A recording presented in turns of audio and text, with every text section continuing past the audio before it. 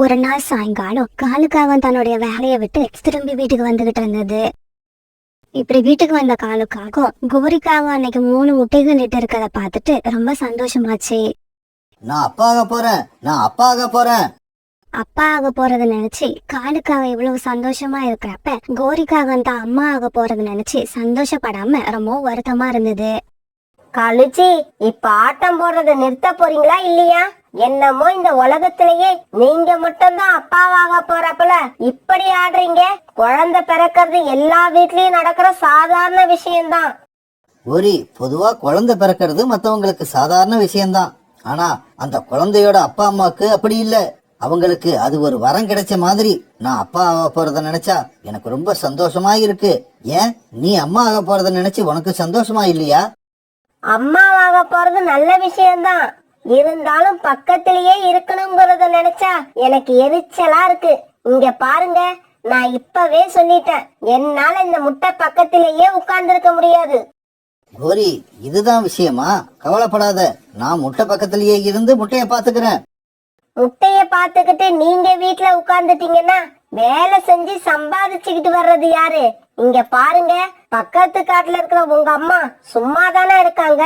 அவங்கள வந்து முட்டை பக்கத்திலேயே உட்கார சொல்லுங்க. ஆமா, உனக்கு தான் எங்க அம்மாவை கண்டாலே பிடிக்காதே. ஆனா இப்ப அவங்கள கூப்பிட்டு நம்ம வீட்டுல வச்சுக்கணும்னு சொல்ற. உன்னோட மனசு எப்ப இப்படி மாறுச்சு?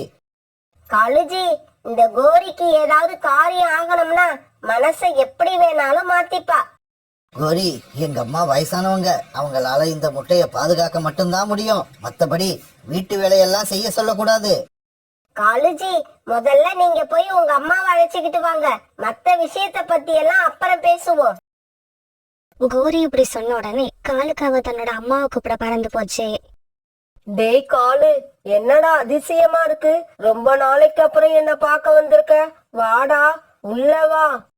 பிறகு காலுக்காக தன்னோட அம்மா வீட்டுக்குள்ள போச்சு. டேய் காலு, என்னடா சாப்பிடுற? வீட்டுல சாதம் சாம்பார் எல்லாம் இருக்கு, கொஞ்சம் சாப்பிடுறியா? இல்லம்மா, எனக்கு இப்ப எதுவும் வேண்டாம். உங்களால எனக்கு ஒரு காரியம் ஆகணும். எனக்கு தெரியும்டா காலு, இந்த காலத்துல எல்லா பசங்களும் அவங்க அம்மா அப்பாவை பார்க்க போனாங்கன்னா கண்டிப்பா அவங்களால ஏதோ காரியம் ஆக வேண்டி இருக்கும்னு தான் அர்த்தம். சரி, அதை விடு, நான் உனக்கு என்ன செய்யணும்னு சொல்லு. அம்மா, கோரி 3 முட்டை இட்டு இருக்கா. ஆனா முட்டையிட்ட உடனே என்னால முட்டை பக்கத்துல உட்காந்து பாதுகாக்க முடியாதுன்னு தெளிவா சொல்லிட்டா. அதனாலதான் முட்டைய பாத்துக்கிறதுக்கு உங்களை கூப்பிட்டுக்கிட்டு போக வந்தேன். அடப்பாவி, கோரி அப்படியா சொன்னா? தன்னோட முட்டைய பாதுகாக்கிறத விட ஒரு அம்மாவுக்கு என்னதான்டா வேலை இருக்க முடியும்? இப்படி சொன்ன காலுக்காகத்தோட அம்மா காலுக்காகத்து கூட அது வீட்டுக்கு பறந்து போனாங்க. காலுக்காகத்தோட அம்மாவை கோரிக்காகத்துக்கு எப்பவுமே பிடிக்காது. அதனால்தான் அவங்க கிட்ட தேவையில்லாம சண்டை போட்டு காலுக்காகத்தை எடுத்துக்கிட்டு தனி குடுத்தன வந்துச்சு. கோரி, நீ சொன்ன மாதிரியே எங்க அம்மாவை அழைச்சுக்கிட்டு வந்துட்டேன். உனக்கு இப்ப சந்தோஷம் தானே? இங்க பாருங்க, வீட்டுக்கு வந்துட்டா மட்டும் பத்தாது, என்னோட குழந்தைங்க இருக்கிற இந்த முட்டையே பத்திரமா பாத்துக்கணும். கோரி, கவலைப்படாதம்மா, என்னோட பேர பசங்க இருக்கிற இந்த முட்டைய நான் பத்திரமா பாத்துப்பேன். பிறகு முட்டைகள் இருந்த கூட்டுல இருந்து கோரிக்காவன் கீழே இறங்க காலுக்காகத்தோட அம்மா அந்த கூட்டுல போய் உட்கார்ந்தாங்க. பிறகு மறுநாள் காலையில காலுக்காக வழக்கம் போல வேலைக்கு கிளம்பி பறந்து போச்சு. அத்தை, முட்டைய பத்திரமா பாத்துக்கோங்க. முட்டைய தனியா விட்டுட்டு எங்கேயும் கிளம்பி போயிடாதீங்க. நான் எங்க அம்மா வீடு வரைக்கும் போயிட்டு வரேன். இப்படி சொன்ன கோரிக்காகவும் தான் அத்தையோட பதிலை எதிர்பார்க்காம அங்கிருந்து கிளம்பி பறந்து போயிடுச்சு. ஏண்டி கோரி, என்னடி இது திடுதிப்புன்னு இங்க வந்து நிக்கிற? நீ முட்டையிட்டு இருக்கன்னு நான் கேள்விப்பட்டது உண்மையா இல்லையா? நீ முட்டையிட்டது உண்மையா இருந்தா முட்டைய தனியா விட்டுட்டு இப்படி வந்திருக்க மாட்டியேடி. அம்மா, நான் முட்டையிட்டது உண்மைதான். இருந்தாலும் முட்டைய நான் தனியா விட்டுட்டு வரல. காலேஜியோட அம்மாவை வர வச்சு வீட்டுல விட்டுட்டு வந்திருக்கேன். அவங்கதான் இனிமே முட்டைய பாதுகாக்க போறாங்க. ஏண்டி கோரி, 1000 தான் இருந்தாலும் முட்டைய அம்மா பாத்துக்கிற மாதிரி யாரும் பாத்துக்க முடியாது. அம்மா, நீ சும்மா இந்த பழைய கதையை பேசிக்கிட்டு இருக்காத. முட்டைக்கு ஏதாவது ஆயிடுச்சுன்னா அவங்கள நான் சும்மா விட மாட்டேன். இந்த மாதிரி கோரிக்காக தன்னோட அம்மா கிட்ட பேசிக்கிட்டு இருக்கப்ப காலுக்காகவும் தன்னுடைய வேலையை முடிச்சுட்டு வீட்டுக்கு திரும்பி வந்துச்சு. அம்மா, என்ன நீங்க மட்டும் வீட்டுல தனியா இருக்கீங்க? கோரி எங்க போயிருக்கா? டேய் காலு, கோரி அவங்க அம்மா வீட்டுக்கு போயிருக்கா. இன்னும் கொஞ்ச நேரத்துல வந்துருவான்னு நினைக்கிறேன். ஆனா ரொம்ப நேரம் ஆகியும் கோரிக்காக வரவே இல்ல. பிறகு ராத்திரி ஆச்சு. காலையில இருந்து முட்டை பக்கத்திலேயே உட்கார்ந்திருந்த காலுக்காகத்தோட அம்மாவுக்கு இப்ப ரொம்பவும் தாகமா இருந்தது. காலு, நீ ஒரு நிமிஷம் இந்த முட்டைய பாத்துக்கோ. வீட்ல குடிக்க தண்ணி கூட இல்ல. நான் போய் நதியில தண்ணி குடிச்சிட்டு அப்படியே தண்ணி எடுத்துக்கிட்டு வந்துடுறேன். இப்படி சொல்லிட்டு காலுக்காகத்தோட அம்மா ஒரு சின்ன பானையை எடுத்துக்கிட்டு நதியை நோக்கி பறந்து போனாங்க. இந்த சமயத்துல தன்னோட அம்மா வீட்டுக்கு போயிருந்த கோரிக்காகவும் வீட்டுக்கு திரும்பி வந்துருச்சு. இப்படி வந்த கோரிக்காகத்துக்கு முட்டை இருந்த கூட்டுல காலுக்காக உட்கார்ந்துருக்கத பார்த்துட்டு பயங்கர கோபம் வந்துருச்சு. காலுஜி, முட்டைய இங்க விட்டுட்டு உங்க அம்மா எங்க போனாங்க? அடியே கோரி, முட்டைய ஒன்ன தவிர வேற யாரும் பத்திரமா பாத்துக்க மாட்டாங்கன்னு எங்க அம்மா அப்பவே சொன்னாங்க. எங்க அம்மா சொன்னபடியே நடந்துருச்சு. எங்க அம்மா பகல் பூரா இந்த முட்டை பக்கத்திலேயே உக்காந்து இருந்துட்டு இப்பதான் தாகத்துக்கு தண்ணீர் குடிக்க போயிருக்காங்க. அவங்க ஒன்னும் ஒன்ன மாதிரி வெட்டித்தனமா ஊர் சுத்த போகல. இப்படியே சில நாட்கள் நகர்ந்துச்சு. கொஞ்ச நாட்கள் போனதுக்கு அப்புறம் ஒரு நாள் கோரிக்காகத்தோட 3 முட்டையில இருந்தும் அழகான குழந்தைகள் வெளிவந்தாங்க. கோரி, முட்டையில இருந்து குழந்தைங்க வெளிவந்தாச்சு. எங்க அம்மாவை அவங்க வீட்டுக்கு அனுப்பிடலாம்னு நினைக்கிறேன். இதுக்கு மேலையும் நாம அவங்கள கஷ்டப்படுத்த வேண்டாம். ஓஹோ, அவங்கள கஷ்டப்படுத்த வேண்டாம், ஆனா நான் கஷ்டப்படணும், அதுதானே உங்க எண்ணம்? கோரி, நீ என்ன சொல்ல வரன்னு எனக்கு புரியல. இங்க பாருங்க காலுஜி, குழந்தைங்க பறக்கிற வரைக்கும் அவங்கள பாதுகாக்கிறது ரொம்ப கஷ்டம். திடீர்னு அழுவாங்க, ராத்திரில எழுப்பி விளையாட கூப்பிடுவாங்க. அவங்க இழுத்த இழுப்புக்கெல்லாம் என்னால போக முடியாது. இன்னும் 1 வருஷம் உங்க அம்மா இங்கேயே இருக்கட்டும். குழந்தைங்க பறக்க ஆரம்பிச்சதுக்கு அப்புறம் அவங்க வீட்டுக்கு போகலாம். பிறகு காலுக்காகத்தோட அம்மா குழந்தைங்களை பாத்துக்கிறதுக்காக அங்கேயே இருக்க ஆரம்பிச்சாங்க. குழந்தைங்களுக்கு உணவு கொடுக்கறது, வாரத்துக்கு ஒரு நாள் குழந்தைங்களை வெளியில அழைச்சிட்டு போறது, அப்புறம் குழந்தைங்களை தூங்க வைக்கிறது, இப்படி எல்லா வேலைகளையும் அவங்களே பாத்துக்கிட்டாங்க. இப்படி அவங்க பக்கத்திலேயே குழந்தைங்க வளர்ந்ததால தன்னுடைய பாட்டி மேல 3 குழந்தைங்களும் ரொம்பவும் பாசமா இருந்தாங்க. அந்த குழந்தைங்களோட மனசுல உள்ளது எல்லாத்தையும் தன்னோட பாட்டி கிட்டதான் பகிர்ந்துக்கிட்டாங்க. அம்மாவோட அன்பு அவங்களுக்கு கிடைக்கவும் இல்லை, அது அவங்களுக்கு தேவையும் படல. இப்படியே சில மாசங்கள் நகர்ந்துச்சு. இப்ப இந்த குழந்தைங்க 3 பேரும் நல்லா பறக்க கத்துக்கிட்டாங்க. அந்த காட்டுல உள்ள எல்லா பகுதிகளையும் ரொம்ப சந்தோஷமா சுத்தி வந்தாங்க. இப்படி குழந்தைங்க நல்லா பறக்க கத்துக்கிட்டதுக்கு அப்புறம் கோரிக்காக தன்னோட அத்தையை வீட்டு விட்டு வெளியில அனுப்ப முடிவு பண்ணிடுச்சு. இங்க பாருங்க அத்தை, இதுக்கப்புறம் நீங்க எங்க கூட இருந்து கஷ்டப்படணும்னு அவசியம் இல்ல. நீங்க உங்க வீட்டுக்கே கிளம்பி போயிடலாம். கோரி, என்னம்மா இது? இப்ப ஏம்மா என்ன தனியா அனுப்ப பாக்குற? இன்னும் நான் எத்தனை நாள் இருந்துட போறேன்? அப்படி இருக்க போறனால என்னோட பேர குழந்தைங்களோடயே இருந்துட்டு போயிடுறேன். இங்க பாருங்க, நீங்க எதுக்கு பிளான் பண்றீங்கன்னு எனக்கு தெரியுது. இவ்வளவு நாள் எந்த வேலையும் செய்யாம உட்கார்ந்த இடத்துல சாப்பிட்டு நல்லா சுகம் கண்டுட்டீங்க. அதனாலதான் இப்படி பேசுறீங்க. இந்த கோரியை யாரும் ஏமாத்த முடியாது. இப்பவே உங்க வீட்டுக்கு கிளம்புங்க. இப்படி சொன்ன கோரிக்காகவும் காலுக்காகத்தோட அம்மாவை வலுக்கட்டாயமா வீட்டை விட்டு வெளியில அனுப்பிடுச்சு. காலுக்காகத்தோட அம்மா அழுதுகிட்டே தன்னோட வீட்டுக்கு பறந்து போனாங்க. அன்னைக்கு சாயங்காலம் காலுக்காக வேலையில இருந்து வீட்டுக்கு திரும்பி வந்துச்சு. கோரி, குழந்தைங்க எல்லாம் எதனால அழுதுகிட்டு இருக்காங்க? அவங்கெல்லாம் அவங்க பாட்டியை நினைச்சு அழுகுறாங்க. ஆனா அவங்க பாட்டியும் என்னோட வீடுதான் முக்கியம்னு காலையிலேயே கிளம்பி போயிட்டாங்க. இங்க பாருங்கடா பசங்களா, இதுக்கப்புறம் உங்க பாட்டி இங்க வரமாட்டாங்க. நான் தான் உங்க அம்மா. உங்களுக்கு இதுக்கப்புறம் எது தேவைன்னாலும் நீங்க என்னதான் கேட்கணும். உங்களை பத்திரமா பாத்துப்பேன். எங்களுக்கு எதுவும் தேவையில்லை, பாட்டி தான் வேணும். எங்க பாட்டி கூட இருந்தா எங்களுக்கு அதுவே போதும். இங்க பாருங்க, அம்மாவை பத்தி இன்னும் உங்களுக்கு சரியா தெரியல. அம்மா ஒரு அளவு வரைக்கும் தான் வாயால பேசுவேன். அதுக்கு மேல என்ன தெரியுமா பண்ணுவேன்? கையில கிடைச்சதை எடுத்து அடிக்க ஆரம்பிச்சிடுவேன். மரியாதையா சத்தம் போடாம படுத்து தூங்குங்க, அதுதான் உங்களுக்கு நல்லது. கோரி இப்படி மிரட்டினதும் குழந்தைங்க 3 பேரும் அழுதுகிட்டே தங்களோட கூட்டுல படுத்தாங்க. கோரி, குழந்தைங்க கிட்ட அன்பா பேச கத்துக்க. நீ இப்படி பேசினா உன் மேல அவங்களுக்கு அன்பே வராது. காலுஜி, ஒரு நாள் பூரா பட்னி போட்டா தன்னால என் மேல உங்களுக்கு அன்பு வந்துரும். அதனால அத பத்தி எல்லாம் நீங்க கவலைப்படாதீங்க. சாப்பிட்டு படுத்து தூங்குங்க. மறுநாள் பொழுது விடிஞ்சிச்சு. காலையில எழுந்திருச்சு குழந்தைங்க படுத்திருந்த கூட்ட பார்த்த காலுக்காகவும் கோரிக்காகவும் அதிர்ச்சி ஆயிட்டாங்க. ஏன்னா குழந்தைங்க அந்த கூட்டுல இல்ல. வீட்டுக்குள்ள வீட்டுக்கு வெளியில இப்படி எல்லா இடங்கள்லயும் காலுக்காகவும் கோரிக்காகவும் தேடி பார்த்தாங்க. ஆனா குழந்தைங்க கிடைக்கவே இல்ல. கோரி, எனக்கு என்னவோ குழந்தைங்க எங்க அம்மா வீட்டுக்கு போயிருப்பாங்கன்னு தோணுது. இரு, நான் போய் பார்த்துட்டு வந்துடுறேன். அப்பா, நாங்க வரமாட்டோம். நீங்க இங்க இருந்து போயிடுங்க, எங்களை கூப்பிடாதீங்க. டேய் ஜக்கு, நீதான் மூத்தவன், நீயே இப்படி பேசலாமா? தயவு செஞ்சு என் கூட வந்துடுறா. அப்பா, நாங்க சொல்றத கேளுங்க. அன்பில்லாத இடத்துல இருக்கிறதுக்கு எங்களுக்கு பிடிக்கல. நாங்க இங்கதான் இருப்போம். உங்களுக்கு எங்க கூட இருக்கணும்னு ஆசையா இருந்தா நீங்களும் இங்கேயே தங்கிடுங்க. வாழ்க்கையில இதுக்கப்புறமாவது அன்போட வாழ்றது, பாசத்தோட வாழ்றதுன்னா என்னன்னு தெரிஞ்சுக்கோங்க. ஜக்கு, நானும் இங்கேயே தங்கிட்டேன்னா உங்க அம்மாவோட நிலைமைய பத்தி கொஞ்சம் நினைச்சு பாத்தியா? அப்பா, அம்மாவை நான் வெறுக்கல. ஆனா அவங்க எங்களை புரிஞ்சுக்கிட்டதை விட பாட்டி தான் எங்களை ரொம்ப நல்லா புரிஞ்சு வச்சிருக்காங்க. அதனாலதான் அவங்க கூட இருக்க ஆசைப்படுறோம்.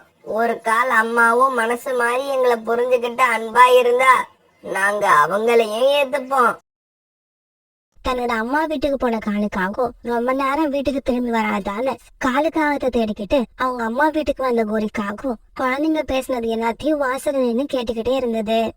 அது செஞ்ச தவறு நினைச்சு இப்ப கோரிக்காக கண்ணீர் விட்டு அழுதுச்சு. பசங்களா, என்ன மன்னிச்சிருங்கடா. ஒரு அம்மாவா உங்களுக்கு என்னென்ன செய்யணுமோ நான் அதையெல்லாம் செய்ய தவறிட்டேன். அதெல்லாம் தவறுன்னு நான் இப்ப உணர்ந்துட்டேன். நீங்க என்ன இப்பவே நம்ப வேண்டாம். நானும் அப்பாவும் இனிமே இங்கேயே இருக்கோம். நான் இதுக்கப்புறம் நடந்துக்கிற விதத்தை பார்த்துட்டு அதுக்கப்புறம் என்ன அம்மாவா ஏத்துக்கோங்க. பிறகு கோரிக்காகவும் தன்னோட அத்தையையும் குழந்தைங்களையும் ரொம்பவும் அன்பாவும் பாசமாவும் கவனிச்சுக்கிச்சு.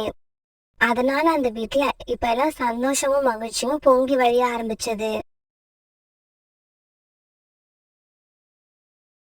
குருவியும் சோனா குருவியும் தங்களுக்குன்னு இருந்த ஒரு அழகான சின்ன வீட்டுல வாழ்ந்து வந்தாங்க. சோனா குருவி அப்பதான் 4 முட்டை இட்டு இருந்தது. அத பார்த்து ராணா குருவியும் சோனா குருவியும் ரொம்ப சந்தோஷப்பட்டாங்க. கொஞ்ச நாள் போனதுக்கு அப்புறம் அந்த 4 முட்டையிலும் 4 குருவி குழந்தைகள் வெளியே வந்தாங்க. 4 குழந்தைங்களும் பார்த்த ராணா குருவியும் சோனா குருவியும் ரொம்ப சந்தோஷமா இருந்தாங்க.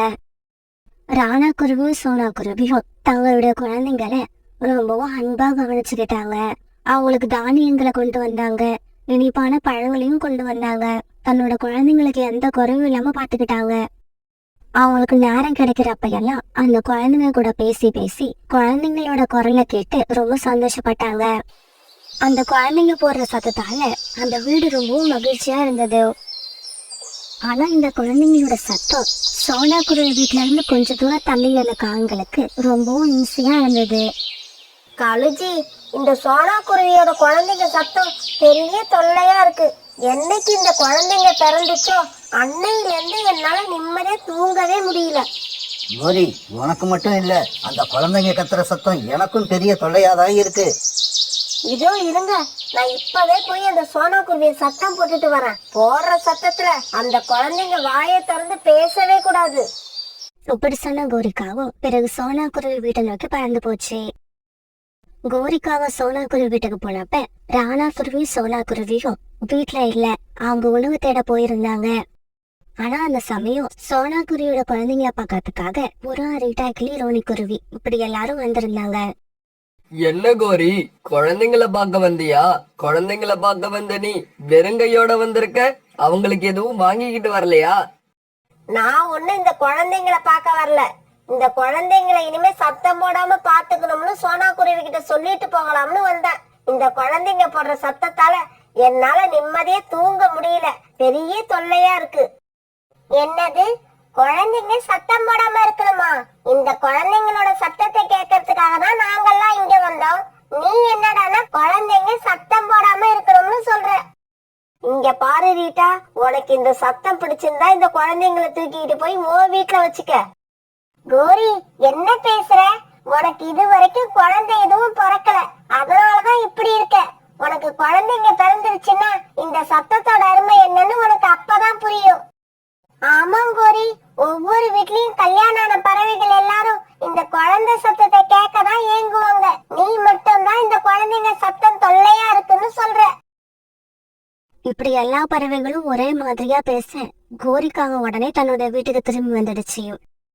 காலேஜி நான் அங்க போனப்ப சோனா குருவியும் வீட்டுல இல்ல. இருந்தாலும் அங்க இருந்த புறா, ரீட்டா கிளி, ரோனி இவங்க எல்லாம் என்ன அவமானப்படுத்தி அனுப்பிட்டாங்க. அவமானப்படுத்தினாங்களா? என்ன சொன்னாங்கன்னு சொல்லு.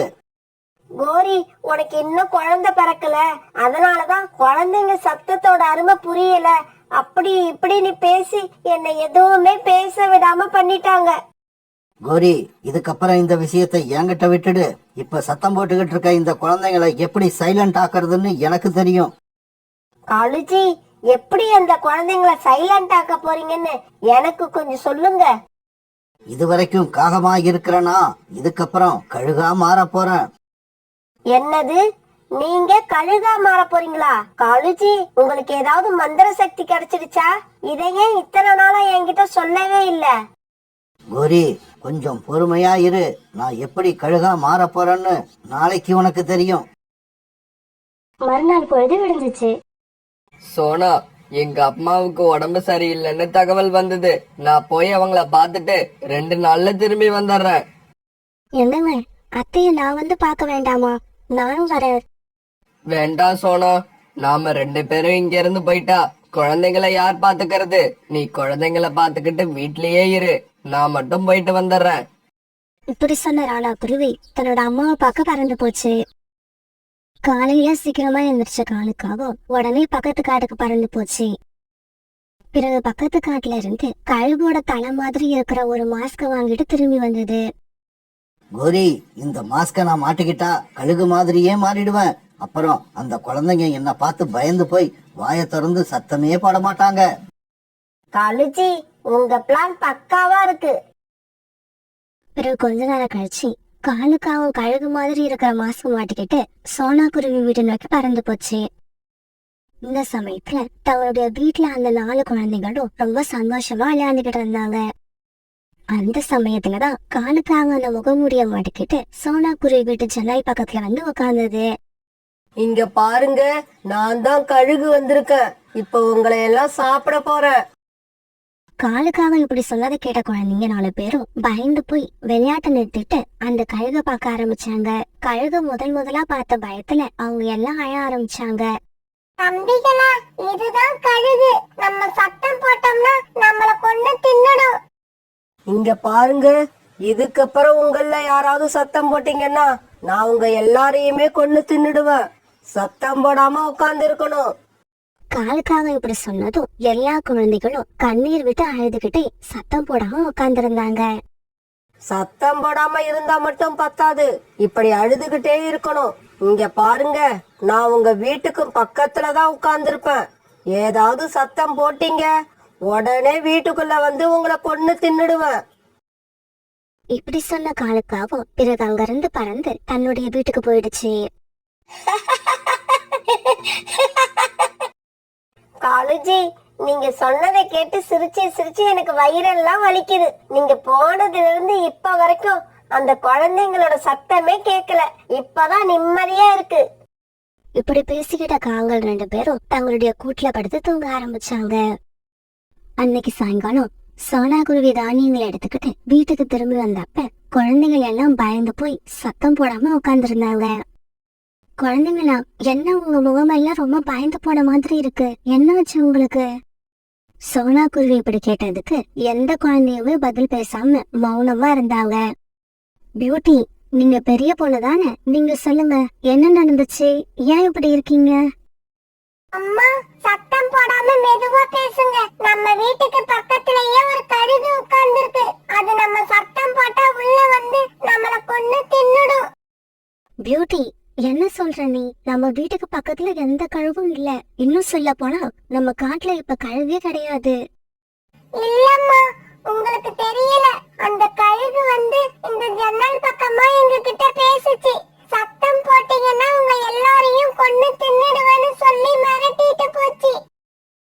குழந்தைங்க சொன்னதை கேட்ட சோனா குருவி பிறகு தன்னுடைய வீட்டுக்கு வெளியில போய் சுத்தி ஊத்தியும் பார்த்தது.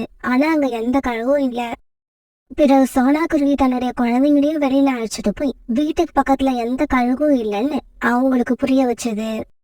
வீட்டுக்கு பக்கத்துல எந்த கழுகும் இல்லைன்னு தெரிஞ்சதுக்கு அப்புறம் தான் பயந்துகிட்டு இருந்த எல்லா குழந்தைகளும் தங்களோட நார்மலான மூடுக்கு வந்தாங்க. பிறகு இரவு உணவு சாப்பிட்ட எல்லாரும் தங்களோட கூடுகள்ல படுத்து தூங்க ஆரம்பிச்சாங்க. ஆனா சோனா குருவி மட்டும் தூங்கவே இல்ல. தன்னோட குழந்தைங்கள வந்து பயமுறுத்தின கழுக பத்தி யோசிச்சுக்கிட்டே இருந்தது. மறுநாள் பொழுது விடிஞ்சிச்சு.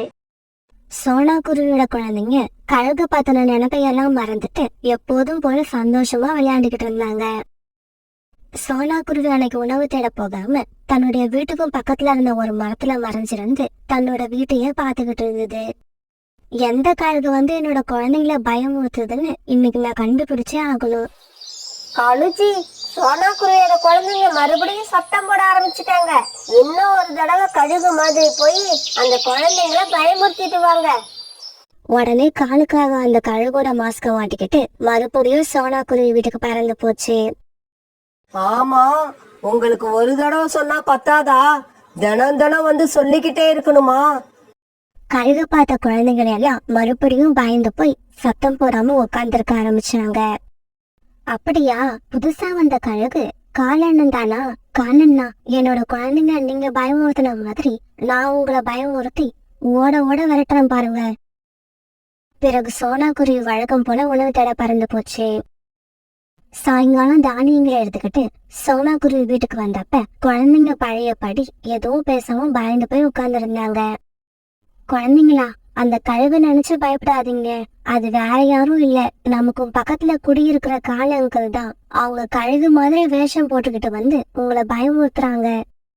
இல்லம்மா, நாங்க எல்லாருமே நல்லா பார்த்தோம். வந்தது கழுகுதான். அது எங்க மேல ரொம்பவும் கோவமா இருக்கு. சரி, அப்படியே வச்சுப்போம். உங்களை பயமுறுத்தின கழுக நாளைக்கு நீங்க பயமுறுத்தி விரட்ட போறீங்க. இப்படி சொன்ன சோனா குருவி பிறகு குழந்தைங்களோட விளையாட்டு பொருட்கள் விற்கிற கடைக்கு போச்சு. பாக்குறதுக்கு நிஜத்துல பாம்பு மாதிரியே இருக்கிற பொம்மை எனக்கு வேணும். இந்தாங்க, இந்த பாம்பு பொம்மை தான் இப்ப புதுசா வந்திருக்கு. காலண்ணா, இத்தனை நாளா என் குழந்தைங்கள அழ வச்ச நீங்க நாளைக்கு இந்த பாம்பை பார்த்துட்டு கதறி அழ போறீங்க.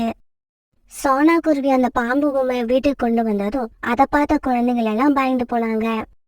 குழந்தைங்களா, பயப்படாதீங்க, இது உண்மையான பாம்பு கிடையாது, விளையாட்டு பொம்மை தான்.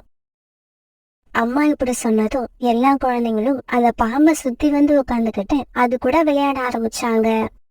மறுநாள் பொழுது விடிஞ்சிச்சு. இங்க பாருங்க குழந்தைங்களா, நான் அந்த அலமாரிக்கு பின்னால மறைஞ்சு உட்காந்துருக்கேன்.